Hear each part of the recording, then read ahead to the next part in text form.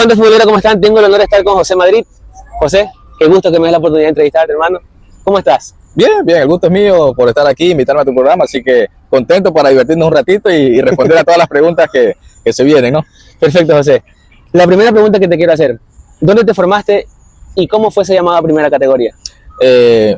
Coincidencia de la vida, me formé aquí en el Liceo Cristiano, donde estamos ahora. Si bien es cierto, yo fui atleta, antes de jugar fútbol fui atleta, corría, y después de correr, bueno, aquí en unas olimpiadas, te cuento un poquito, si hay tiempo, ¿no? Claro, hay mucho tiempo, bueno. cuenta nomás, tranquilo. Yo entré por atletismo, era becado, y después hice fútbol, y yo a la semana hacía 3 días de atletismo y 2 fútbol, y hasta que llegó un día que ya no quería de atletismo, sino fútbol, y tuve un problema ahí los entrenadores, porque entré por atletismo, que querían que yo vaya, porque gracias a Dios también fui privilegiado en atletismo, fui seleccionado Guaya, representé a Ecuador, campeón en 110 gallas, o sea, era rapidísimo. un historial en atletismo que la verdad que bien, y ahora mi hijo también lo estamos inculcando en eso, así que aquí jugué segunda categoría, los intercolegiales, y con el profesor Dercy Mina y después Julio César Rosero. En una de esas fuimos a hacer un sparring a Fenador con la selección de Ecuador en ese tiempo. Y fuimos a hacer un sparring y bueno, como tú sabes, uno rapidísimo, corría, cogí una pelota como media cancha, se la tiré larga a Jorge Guagua. Mi amigo, un abrazo para Jorge Guagua. Lo liquidaron, Jorge. Se la tiré larga y bueno, y todo el mundo decía, ¿y ese negrito quién es? ¿De dónde salió? Y había un profesor, Lorenzo Carrasco, un uruguayo que me acuerdo mucho, y me decía, me cogió, me dice, oye, ¿quieres hacer una prueba en el Nacional?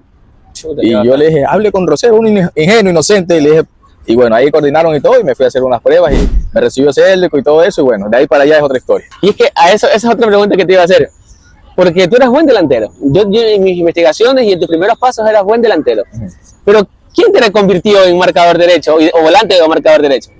Y por ahí Jorge Célico influyó porque él me hacía jugar de volante por derecha, claro. Vio las condiciones para poderlo hacer ahí, y me terminé consolidando una vez que llegó Juan Carlos Urbano Nacional. Le cogí un laxo como interino en ese tiempo en Nacional, y bueno, él me dice que me ve como poder jugar de marcador. ¿Por qué? Por la velocidad y llegar con fuerza desde atrás, pues, ¿no? Y ya cuando se fue él, vino Mario Saralegui y ya me encontró de marcador. Así que de ahí para allá, bueno, ya sabemos lo que pasó en ese puesto. Entonces ya tenemos dos datos, o sea, la velocidad es por el atletismo y porque, o sea, naturalmente eres velocísimo. Entonces, tuviste unas campañas exitosas en el Nacional que te llevaron, si no me equivoco, a México. Sí. ¿Cómo es la adaptación de un futbolista? ¿Es todo color de rosas en el exterior para un jugador? ¿Se sufre? ¿Cómo se vive esa situación afuera?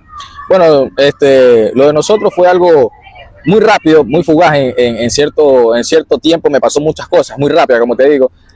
En ese año yo ya había ascendido a primera categoría, ya estaba en primera, fui a técnico universitario, el profesor Everú Almeida me dijo como que vaya, coja experiencia, comienza a jugar Serie B, regresar al Nacho, y en eso que regreso, hubo una posibilidad de irme a México por intermedio de Chiriboga, que era en ese momento, bueno, el hijo en ese momento del presidente de la federación, y era el representante. Él era tu representante. Era mi representante en ese tiempo, así que hizo la conexión y me pedían a mí y a Jefferson Montero. Las dos alas, uno por un lado y el otro por el otro lado, dos alas. Y nos fuimos al Dorado de Sinaloa. ¿Qué tal el Sinaloa? No, es otra cosa, una cosa de loco, porque nunca había visto tantos carros bonitos. Allá todo el mundo anda con vidrios polarizados, andan los carros, las camionetas con los rifles así, o sea, una cosa de loco. Y era en la época de Chapo Guzmán. Ya, claro, claro, sí. En los Walmart tú no podías ir a comprar así porque te cerraban, porque iba a entrar un duro, y uno inocente pensando qué pasaba, pero la gente ya estaba acostumbrada, ¿viste? Claro. Y fueron muchos cambios para mí. Allá oscurecía más tarde, el cambio de horarios, por supuesto que uno sufre con la comida. Eso te iba a preguntar, ¿la comida es mexicana? Y uno está acostumbrado a su verde, su pescado.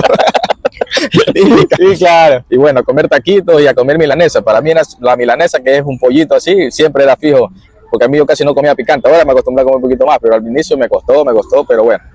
Y de ahí la adaptación bien, los compañeros me acogieron bien, a Jefferson y a mí, y la verdad que la pasamos muy bien. Tuvimos casi 6 meses, que para mí fue una madurez increíble.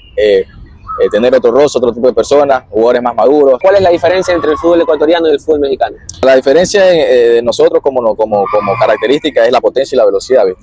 Ahora se ha corregido mucho y ahora tú eres jugador. A eso le suma que técnicamente el jugador ecuatoriano ha mejorado mucho, y por eso tú ves que saca más ventaja desde la parte física, claro, ¿no? Y el mexicano, en cambio, todo lo contrario. Físicamente es un poquito bajo, como se puede decir, pero técnicamente muy bueno, inteligente. Y por eso el futbolista ecuatoriano que iba allá sacaba ventaja, en el sentido de que el primero que te abrió las puertas fue el Chucho Benítez. Ídolo ya. ¿Qué era el Chucho? Todo el Chucho era así. Todo el Chucho lo tocaba y te doblaba el dedo, ¿viste? O sea, no lo podían tirar, no lo podías tumbar. Y aparte era fuerte, los arrastraba. Me acuerdo tanto que hubo una jugada que salió el mejor jugador de México, cogió una pelota en la mitad de la cancha y era como que lo llevaba a los dos aquí, cargados, y él iba con la pelota y fue un gol. O sea, mira que, hablando del Chucho, uno de los grandes delanteros de la historia de nuestra selección, el mismo Cristian Novoa nos decía en una entrevista que lo que él quería era dejarlo mano a mano al Chucho para que con su potencia resuelva. mira que estamos consiguiendo en muchas cosas, la potencia y la velocidad creo que es lo que caracterizó siempre al jugador ecuatoriano. Ahora le sumamos la técnica y bueno, estamos viéndolo cómo ha despuntado el jugador ecuatoriano. Y los jugadores mexicanos, ¿cómo reciben al extranjero? ¿Cómo reciben al jugador que viene de afuera?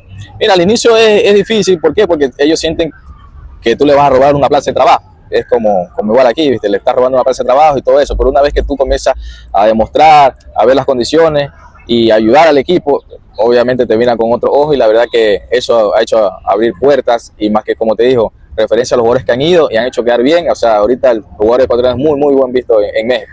José, ¿cómo se da tu llegada a Liga de Quito?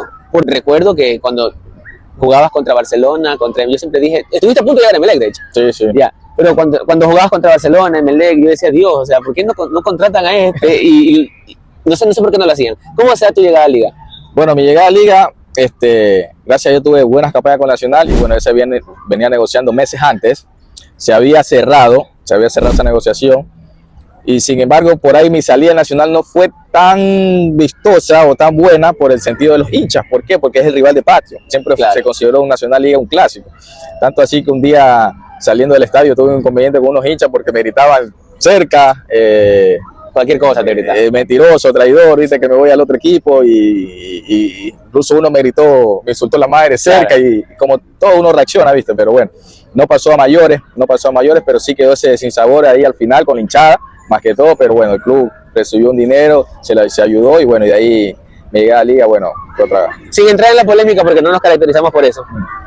¿Hay una diferencia abismal entre hinchadas? Por ejemplo, estuviste en Liga, estuviste en el técnico, estuviste en el Nacional. ¿Hay diferencias entre las hinchadas o es la misma presión? No, pues sí hay hinchadas que la verdad, como todo equipo grande, siempre están acostumbrados a estar en los primeros lugares, te exigen, que está bien, uno vive de eso, vive de la presión, que nos gusta. Pero bueno, en equipos quizás como técnico, quizás Macará, Orense, viste que ahorita recién están queriendo mantener una hinchada fiel, de acuerdo a los triunfos. Pero sí hay una diferencia, como te digo, es la presión, el tema que, por ejemplo, lo viví en el Nacional y en Liga, que tú a los 15 minutos ya quieres que vaya ganando 1-0. Sí. Si no vas ganando 1-0, bueno, ya comienza la hinchada a presionarte. Diferencia con un Macará, que tú puedes jugar más tranquilo, Guayaquil City, que también puede estar ahí y sé cómo tú puedes rendir sin esa presión, ¿viste? O sea que la presión de la hinchada sí influye en el rendimiento de los jugadores. Sí, pero para bien, porque a la final del día nos exige y está bien.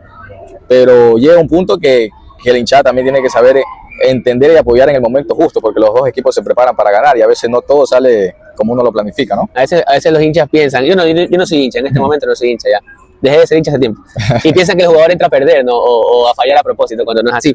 Claro. Llegas a Liga y hay una pregunta que todo hincha futbolero se hacía, o sea, al menos de esa época nos hacíamos, ¿había una rivalidad con el simpático, con Neisser, o solo era algo futbolístico? No, te digo la verdad que desde el principio siempre hubo buen feeling, que hasta ahora tenemos buena relación, yo hablo con él, me ayudó mucho cuando llegué, me aconsejó, y la verdad yo siempre lo vi a él y a Ulises como referentes, ¿no?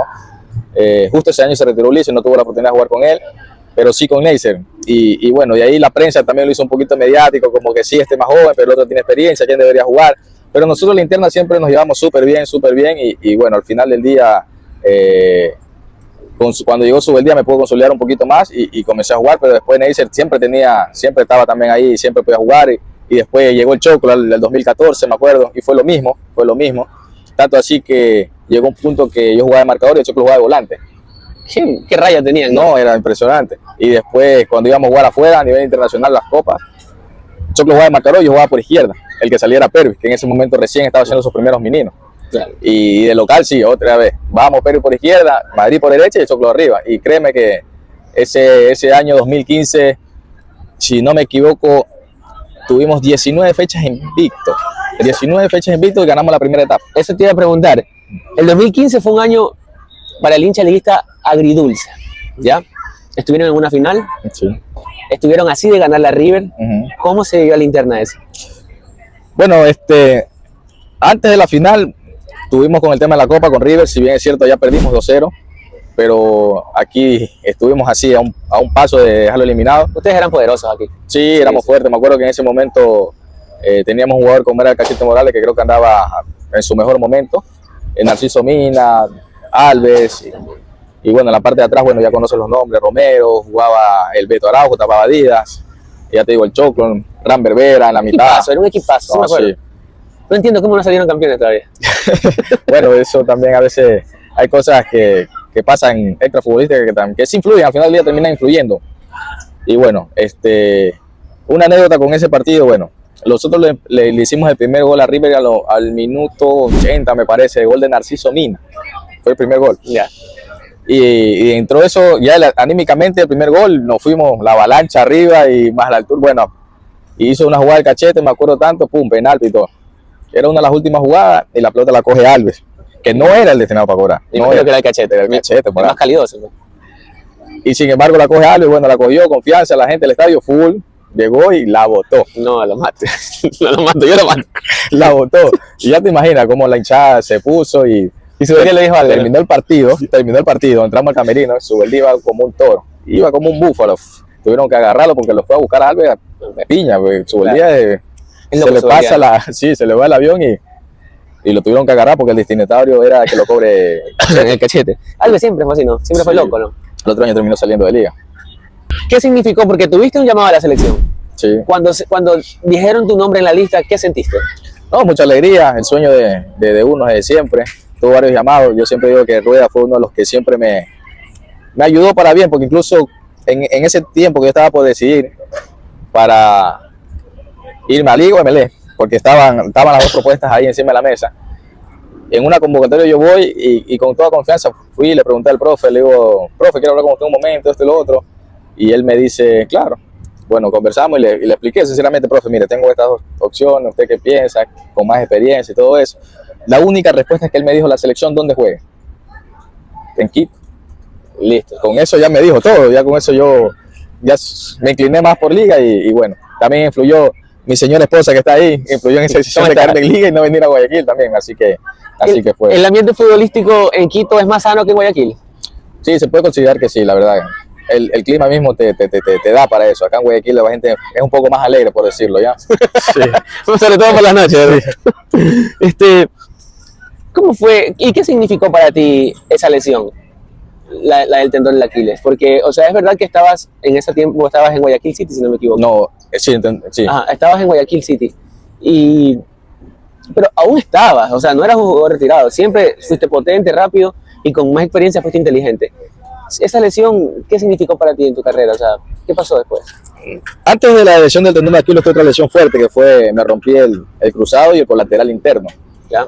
En ese lapso que yo salí de Liga, me fui al Delfín. ¿En un partido? Sí, el primer partido de la fecha, jugábamos en ese tiempo Delfín, River Plate, porque en ese tiempo todavía era River, no era Guayaquil City.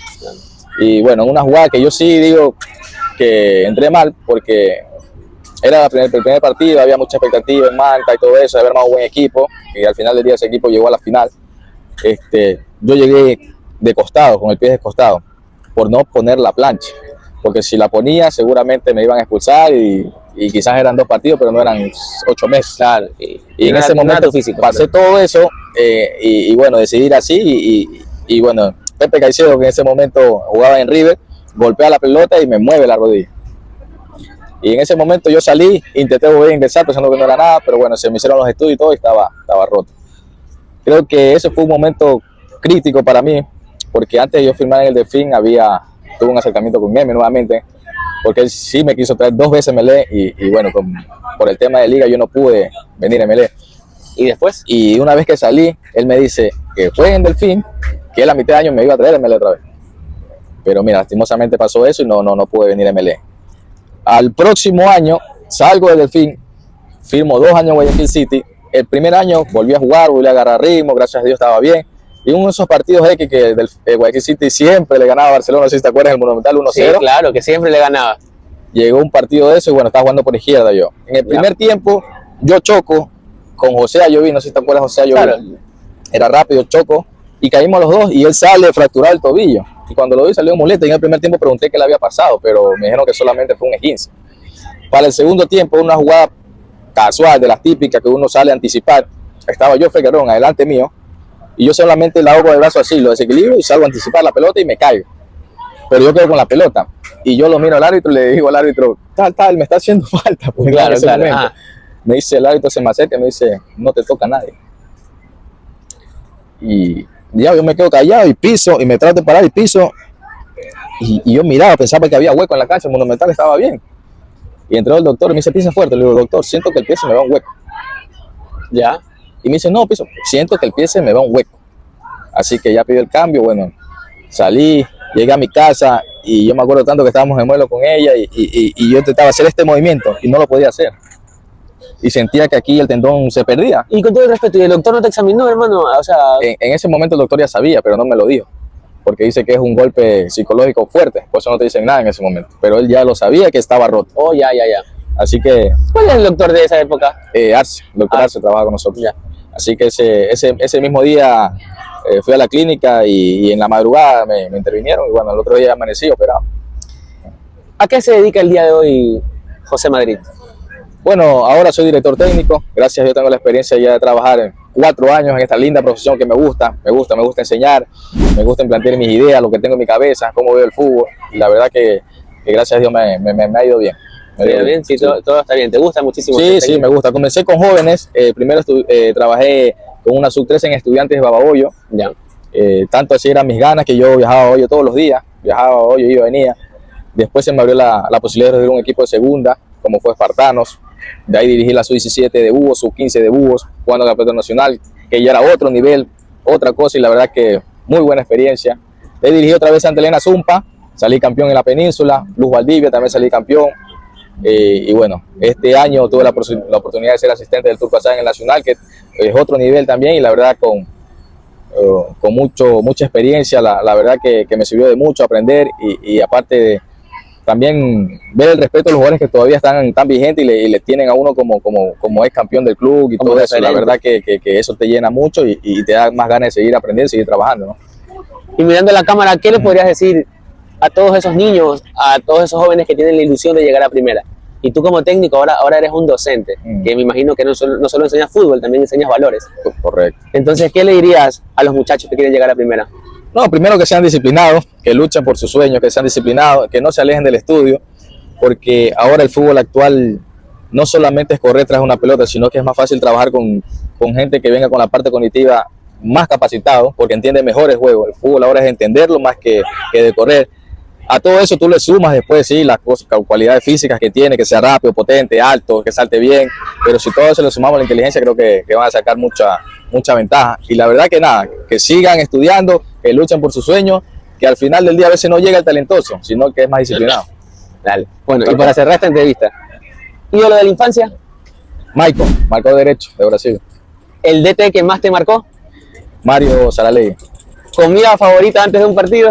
Antes de un partido la típica era tallarín con pollo, pero yo no acostumbraba a comer mucho, ¿sabes? Antes de un partido siempre me sentía lleno, yo prefería estar manchocito para poder correr. ¿Viste? Porque por ahí me dijeron encocado, guatita, caldo de salchicha, cualquier cosa me dijeron por ahí.